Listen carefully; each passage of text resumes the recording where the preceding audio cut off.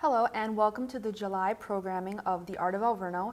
My name is Alexis Torres and I am a current junior at Alverno and an intern for the Alumni Engagement Office. Today joining me is Nicole Acosta, an Alverno alum from the class of 2016 and a recognized artist and marketing professional dedicated to the advancement of women of color in the creative industries. So to begin, I would love to hear more about your background. So how did you get involved in art? Well, I've always gone to art schools. So for high school, I graduated from Milwaukee High School of the Arts as a visual arts major. And then I went on to Milwaukee Institute of Art and Design and I studied photography there.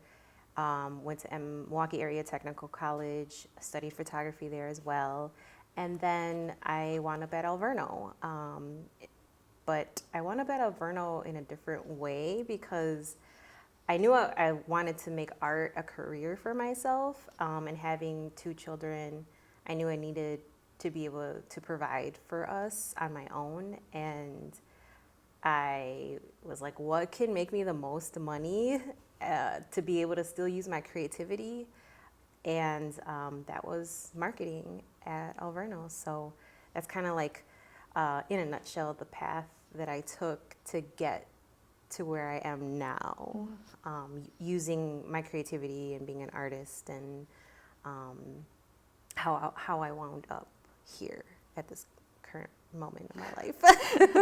So what would you say, which art forms are your favorite? Definitely photography. That is my main medium. And then I think over time it's been how to translate emotions, feelings, like everything an artist like like what we are. Mm-hmm. How do we translate that to the outside world so they can relate to it? And that's pretty much marketing. Is like how do we message to the masses and produce content for people to relate and understand. So I think it's both of those things that is like my favorite. Outside of art, what are your passions then? Outside of art, oh, that's hard because art is my life. Well, I have two children. One is now a complete adult. He's 18, and I have a 9-year-old. So being a mother is definitely a passion of mine. But because I started very, very young as a mother, I'm now at an age where I'm able to experience life differently and start these new chapters. And so one of my biggest passions is traveling. I love to travel. I just got back from New York and New Orleans just last month. And so definitely one of my biggest passions in life is to travel and eat while I travel. Does your marketing position allow you to travel then? Is that? Oh, yes. Okay, so I got very lucky when I graduated from Alverno because I wound up at Ex Fabula, which is a storytelling organization, and our benefits include unlimited PTO. So as long as I get my work done, I'm able to travel all over, and it's not a problem. So that is one huge perk to my job, and probably why I won't be leaving for a very long time. I would say that would be my goal right there. So your public profile showcased your involvement in creating Noche de Alteres. I'm sorry if I butchered that. I am not good. But why did you decide to do that? So it's Noche de Altares. Okay. It's okay, don't worry. And that started because, oh my God, early 2000s, I was heavily involved in a lot of different Day of the Dead events here in the city. I had a hand in the Day of the Dead parade as well. And so, and also setting up ofrendas or altars in different galleries. And so eventually I became a resident artist at Latino Arts, which is over on the south side in Walker's Point area.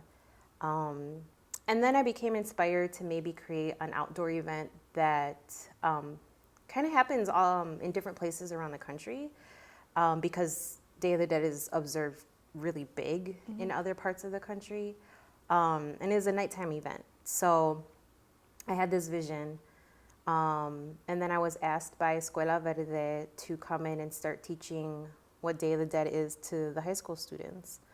So I did that the first year, and we had something just private for the school.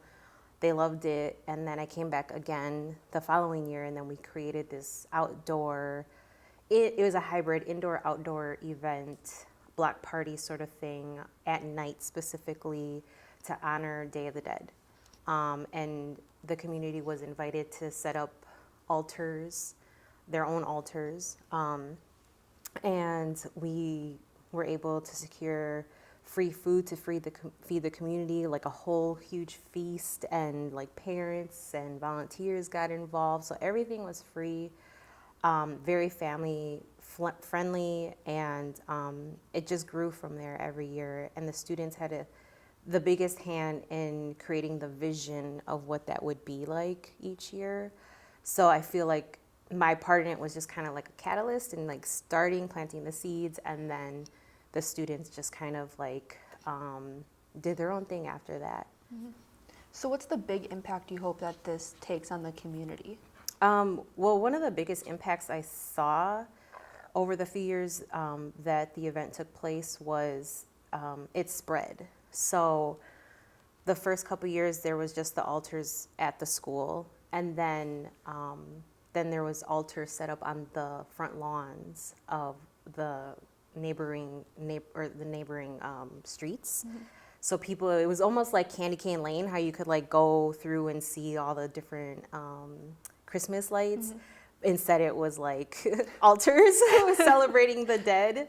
And so it just showed you how the neighborhood really appreciated this event and how it was needed, and people love it, and the community was all for it and got involved as much as they could.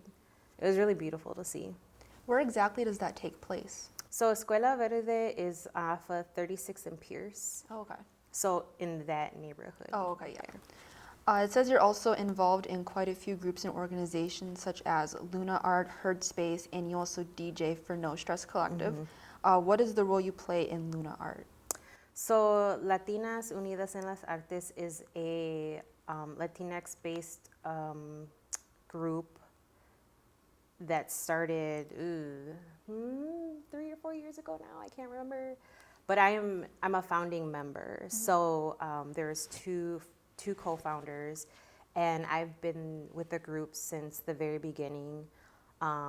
Because I'm in so many other groups, this is a group where I did not want to take a lead at all, and I just wanted to create art because I had kind of just like put art on the back burner.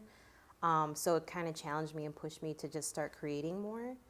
And I've been with them ever since. We've had our own exhibitions. It really allowed us to be unapologetic in creating our own spaces, because a lot of us were always rejected from art galleries. And so, or we just saw way too many exhibitions that were just purely white. And so we were like, where are the brown artists? Where are the brown artists, the Latinx artists? Like, where are they? And so we just kind of put a call out to our own networks, and we created this beautiful group, and we've done and accomplished many amazing things together. And what we realized is that the power in numbers is like what really, put us on the map in Milwaukee. What was the influence you hope to have on the community with this project? Well, most recently, we're doing a mural over by the United Community Center, and once again, it's like the neighborhood people are coming out and helping with the mural, and I think it's important for people to know that we exist. So if there's like young artists out there that, don't see themselves represented in the media or in their schools, that they know that there are groups like this that exist that would welcome them with open arms. So what does it take to be a part of it? Like, is it just a walk-in? You can just say, I want Just to be hit a us part up. of this? Yeah, Oh, just okay. email us, or not us, it's Luna, but Katie, and Katie's pretty much the one who answers most emails.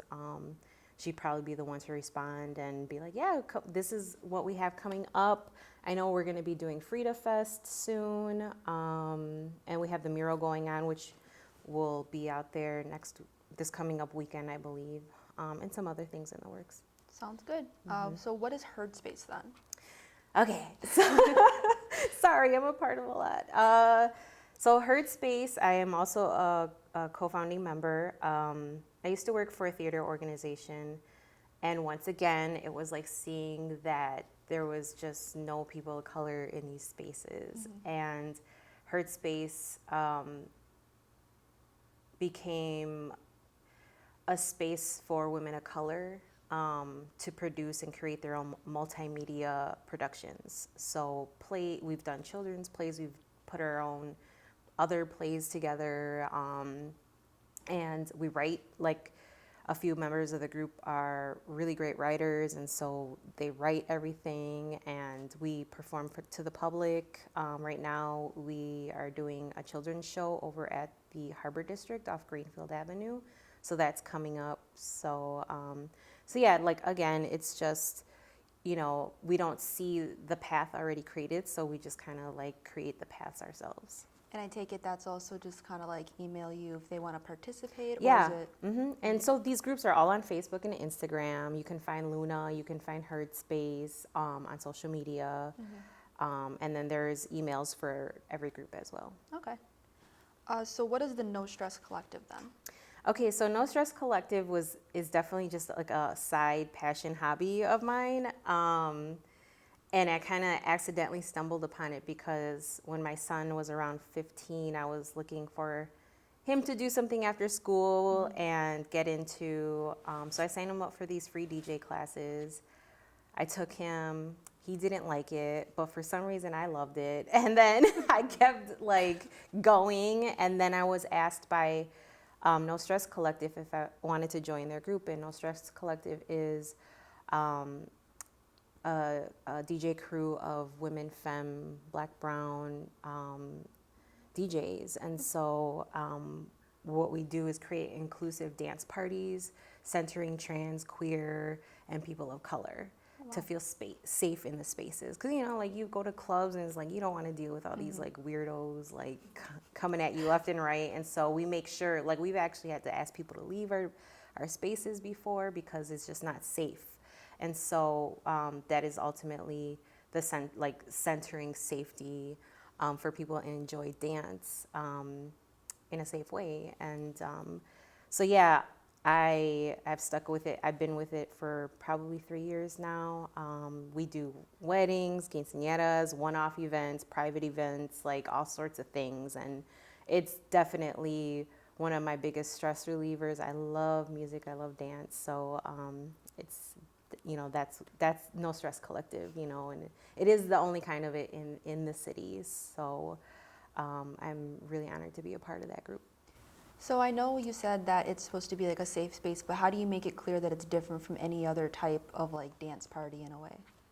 I think right off the bat, the group did a great job of setting the tone of what the mission was of the group. So adopting Afropunk's rules of like no sexism, no homophobia, no transphobia, like those types of things right from the jump. So people knew right away that like these are the things that we don't stand for.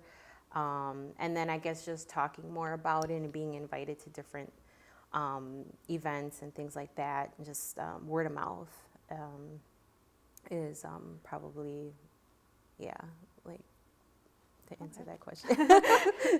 So you graduated in 2016, right? How were you involved on campus during your time here? I really was not that involved, to be honest. I had 2 kids, and so I first came here on the weekend college program.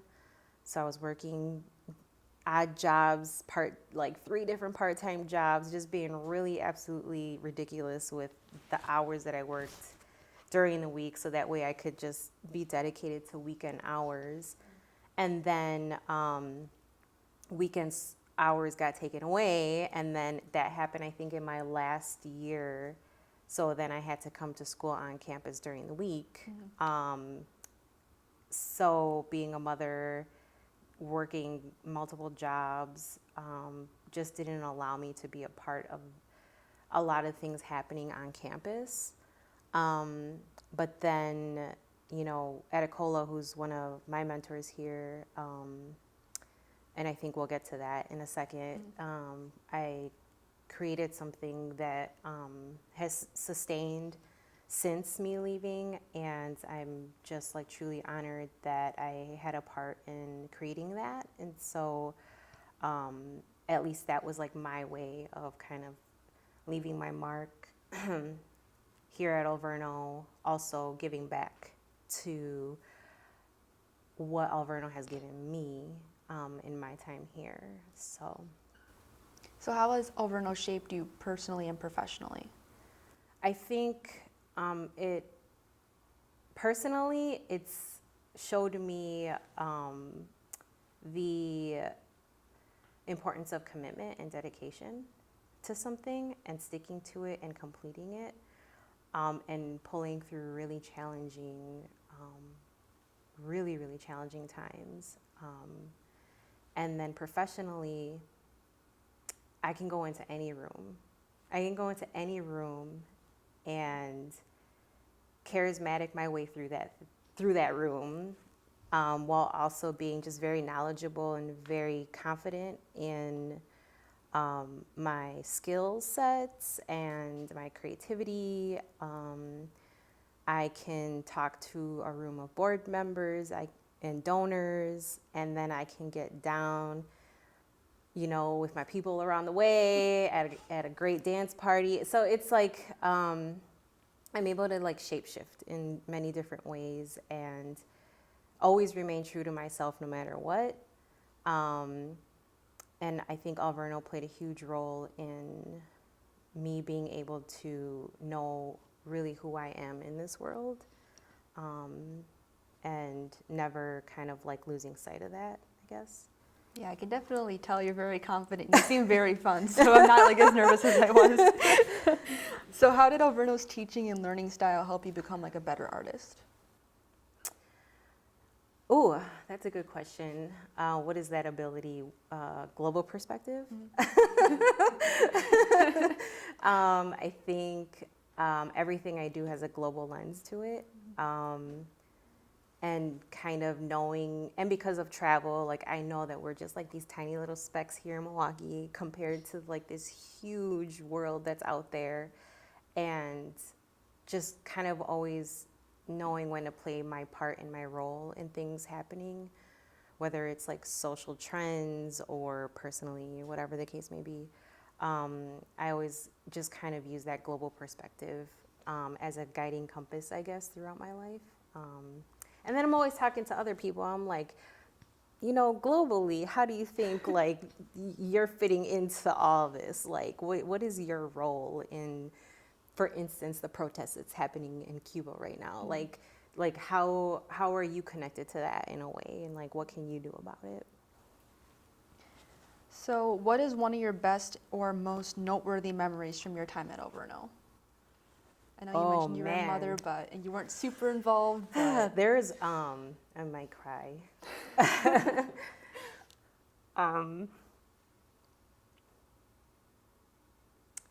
So, sorry. There was, so I left an abusive relationship in my very last semester here. And I never wanted to go home. And so I would always be here on campus doing work. And I went to grab coffee in the new cafe they had just opened. I think it was fairly new. And then there was like a little folded piece of paper, and it said like, for your eyes only or something like that. And I opened it, and it said something along the lines of, you're strong, you got this, keep going. It might seem hard, but you can do this. So I'll always remember that, like little message that was left there, because it was just a really hard time and trying to finish school in the last semester. It was just like the last little push that I kind of needed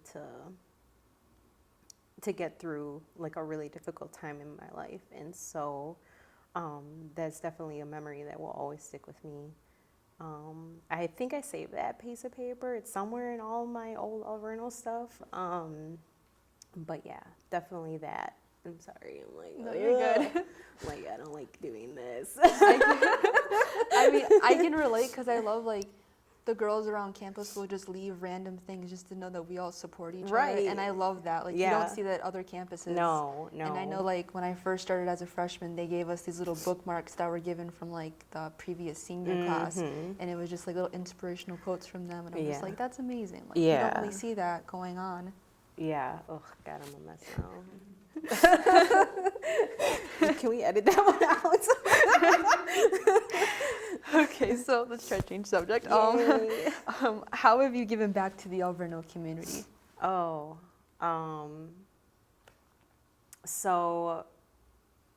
As you know, I am the founder of Latinas con Fuerza, with the help of Atacola and, you know, some of the Latinas con Fuerza committee members.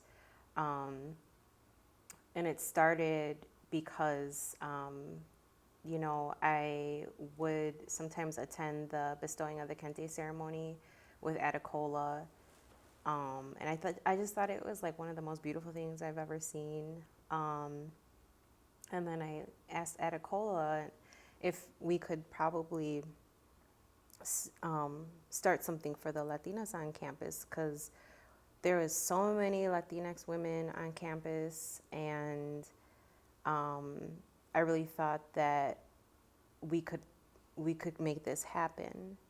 And so the semester that I was hoping to get it green lighted, it didn't exactly happen because it was just too short, like too much in too little time. But eventually it got green lighted, and then we did it the following semester. And so to see it like manifest itself into reality was just, it was really beautiful to see, and to see the families and then the students truly kind of like appreciate that moment, because I think when we're here, we don't think about much else besides graduating. Mm-hmm. And there's so many people that help us along the way. I know I had a huge support system when, you know, I was going through my time here. And most of the time for Latinx people, it's our families that have our backs, like through the whole process. If we have kids, our parents are watching the kids all the time. And so I just really wanted to honor the students and honor the families that supported the students, or the families and friends that supported the students while they were here at Alverno. How are the students able to do that? So at the ceremony, they write like a passage to someone who's going to bestow the serape over them. Most of the time it's a mother, father, best friend, a sister, an aunt, like a grandparent. A lot of the times it's first gen students, so their parents are immigrants, and the passage is read in English and in Spanish, because oftentimes the students, whoever's honoring them or they're honoring, might not speak English. So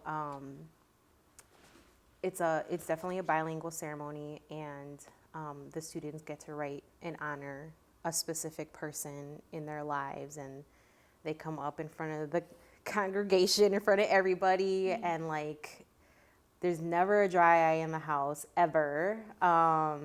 It's just I never wear makeup to this because I just cry so hard every time. But yeah, like that is pretty much like how they honor the people that, you know, come and bestow the serape on them. And I'm not sure. And then we have like a student speaker. We have other speakers from the campus, like the president, like they come and they say something to the audience. And we always have a guest speaker. Usually, not usually, it's always an alum of Alverno who's like been very successful professionally and kind of like sending the students out with like a huge like loving message. And so it gives them a little bit of motivation to continue the work outside of Alverno. That sounds really nice. Yeah, it is. So my last question is, what does Alverno Strong mean to you? I think for me, the word that comes to mind is kind of unwavering. And that just means that we are so dedicated to who we are as individuals that when we leave here, we are confident in rooms. We are, we have the ability to network. We have the ability to start new things, be entrepreneurs, and kind of like make names for ourselves, because there's a lot of alum that leave here that just go on to do really amazing things and are very well known in the community. And I think Alverno alums a lot of the times, if I'm not mistaken, tend to stay in Milwaukee and do the work. And there's a lot of stigma surrounding like people coming to Milwaukee, getting their degrees and then leaving to other cities. And I think you'll find an Alverno alum everywhere, like anywhere professionally in Milwaukee. And as soon as you say Alverno, it's like, oh yeah, you went to Alverno. Or if you see an Alverno alum, you meet one out in the professional world, you immediately like connect to them. So for me, Alverno Strong just definitely means that we are we're very unwavering in who we are as individuals. And we go really hard for our college, like we really do. So Yeah, I know with the connection part, my mom's always talking about that because she's an alum. So she's like, I can just spot an Alverno alum without even asking, just based on like how she acts and how she speaks, and it's everything. And I'm like, I can notice that too whenever I leave, and I'm like, definitely Alverno, I can tell. yeah. Okay, well, thank you for coming and sharing your story. I really appreciate it, and I look forward to connecting with you again to talk about your other projects because they're just so interesting. Yeah, thank you for having me and making me cry.